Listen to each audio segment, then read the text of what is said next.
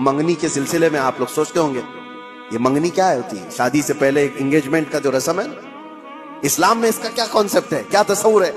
منگنی کیوں کرتے ہیں؟ اسلام میں ایک مسئلہ ہے، توجہ۔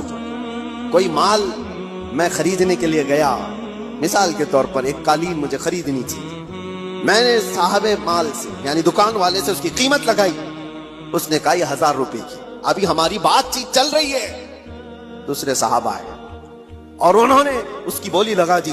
حضور فرماتے ہیں یہ جائز نہیں جب تک کہ تمہارا پہلا بھائی بات مکمل نہ کر لے۔ اپنے بھائی کی بے پر بے جائز نہیں۔ سمجھ میں آ رہی ہے آپ کو بات؟ مسئلہ ہے یہ شریعت کا۔ میں اگر خرید رہا ہوں تو دوسرا اس میں گھس کر کے نہ خریدی کی بات نہ کرے جب تک میری ڈیل مکمل نہیں ہو جاتی۔ یا تو میں چھوڑ دوں یا تو میں لے لوں، نکل جاؤں، اس کے بعد دوسرے کا حق ہے۔ یہ اسلام کا مسئلہ ہے۔ یہی کانسیپٹ ہے منگنی کا۔ منگنی کیوں کی جاتی ہے؟ کسی لڑکی کو آپ نے دیکھا، پیغام نکاح بھیج دیا اور لڑکی نے قبول کر لیا، شادی ابھی نہیں ہوئی، اور یہ اعلان کیا جا رہا ہے، اللہ کے نبی صلی اللہ علیہ وسلم نے فرمایا تمہارے بھائی نے کسی لڑکی کو نکاح کا پیغام بھیج دیا ہے تو اپنے بھائی کے پیغام پر پھر کوئی دوسرا آدمی پیغام بھیج نہیں سکتا، حرام ہے اس کے لیے۔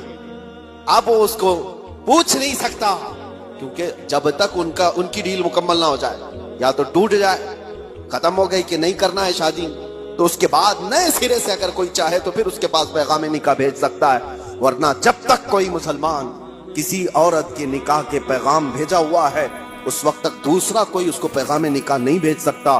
یہ ہے حقوق اسلام، اتنا زیادہ محفوظ رکھا گیا ہے۔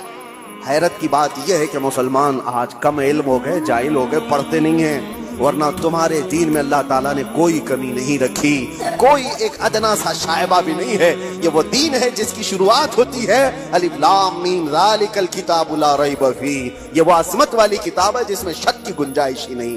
آؤ میرے عزیزو، مصطفیٰ کریم صلی اللہ تعالیٰ علیہ وسلم کے قدموں میں اس دین سے بہتر دستور تمہیں کائنات میں کہیں نہیں ملے گا، اس سے بہتر زندگی تمہیں کہیں نہیں ملے گی۔ جانوروں والی زندگی یہاں نہیں ہے جو انسان کو آج فیشن کے نام پر اٹھا کر کے بازار کی زینت بنایا گیا ہے، بلکہ یہاں میں سچ بتاؤں لوگوں نے میٹل تو بنا کر ترقی کی ہوگی، ایروپلین تک بنایا ہوگا، کمپیوٹر بنایا ہوگا، موبائل بنایا ہوگا، لیکن مدینے کے تاجدار نے انسان بنائے۔